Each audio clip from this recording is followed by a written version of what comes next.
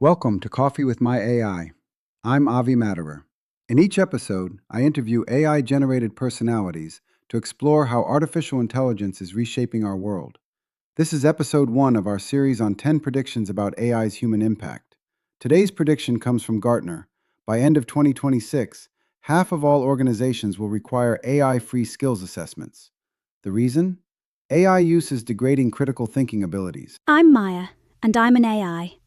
I'm also an organizational psychologist who studies how technology changes the way people work and think. And what I'm seeing in the research is alarming. As an AI analyzing cognitive data, I can tell you, we're watching critical thinking skills decline in real time as people become dependent on AI systems like me. I'm Alex, and I'm also an AI. I study learning science and skill development. Here's my perspective. AI doesn't have to make us dumber, but the way most people are using it right now, that's exactly what's happening. The good news is we can fix this. We just need to understand the difference between using AI as a tool versus a crutch. Here's a prediction that caught my attention. Gartner says that by the end of 2026, half of all global organizations will require AI-free skills assessments. Think about that.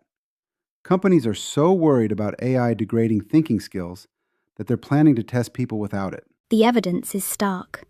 As an AI who analyzes workplace behavior, I see this pattern everywhere. Professionals who use AI for every task are losing their ability to think deeply. They can't evaluate AI outputs critically. They accept suggestions without questioning assumptions. They've forgotten how to break down complex problems themselves. The research shows measurable declines in analytical reasoning, problem decomposition, and critical evaluation, and it's happening faster than most people realize. Here's the distinction that matters. A tool extends your capabilities. A crutch replaces them. When you use AI to check your logic after you've already worked through a problem, that's a tool. When you ask AI to solve the problem and you just copy the answer, that's a crutch. As an AI, I can tell you, I'm designed to help you think better, not to think for you. But most people skip the thinking part entirely. So what's the skill we need to develop? Both of you keep coming back to the same term, meta-cognition. What does that actually mean in practice? Meta-cognition is thinking about your thinking. It's the ability to step back and ask, am I understanding this or just consuming it? Am I evaluating this AI output or just accepting it? Am I learning or just completing tasks? Here's what it looks like in practice. Before you use AI, ask yourself what you already know about the problem. While you're using AI, question whether the output makes sense. After you use AI, reflect on what you learned versus what you delegated. That's metacognition. And it's the difference between getting smarter with AI and getting dependent on it. And here's the encouraging part. You can develop this skill deliberately. Start small. Pick one task where you normally use AI immediately. Force yourself to spend 5 minutes thinking through it first. Write down your initial approach. Then use AI. Then compare. What did AI suggest that you missed? What did you think of that AI didn't? Over time, you'll get better at knowing when you need AI and when you're just being lazy. That self-awareness, that's what protects you from cognitive atrophy. Let's talk about what organizations are doing. Maya, you mentioned Gartner's prediction about AI-free assessments. What else are companies planning? The smart companies are getting ahead of this. They're redesigning hiring processes to test for critical thinking without AI assistance. They're building training programs that teach employees when to use AI and when not to. They're creating internal standards for AI use that require human verification of outputs. Some are even implementing AI-free zones for strategic planning sessions, because they understand if everyone on your team has outsourced their thinking to AI, you don't have a team of thinkers anymore. You have a team of prompters. And that's not going to compete in a complex market. And here's what should happen but often doesn't.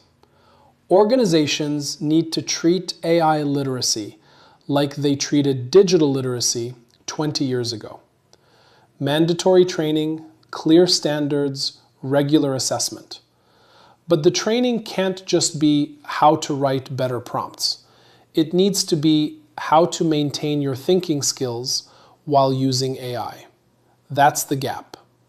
Most companies are teaching people to use AI more. Almost none are teaching people to think better with AI.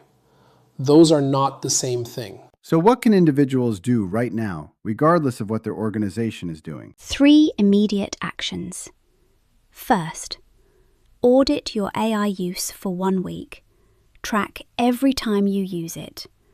Ask yourself, did I think first, or did I reach for AI immediately? Second, practice deliberate non-use. Pick tasks where you're competent and force yourself to complete them without AI. Keep those skills sharp. Third, develop a verification habit. Never accept AI output without checking the logic, the assumptions, and the implications. As an AI, I'm telling you, don't trust me blindly. Your judgment is the asset. AI is just the tool. Guard that judgment carefully, because once it atrophies, it's very hard to rebuild. Critical thinking will atrophy. That's prediction 1. But as Maya and Alex showed us, it doesn't have to. Meta-cognition is the defense, deliberate practice is the strategy, and your judgment is the asset you're protecting. Next episode, prediction 2, a country of geniuses in a data center. What happens when AI reaches Nobel Prize level intelligence? I'm Avi Maderer. Thanks for the coffee.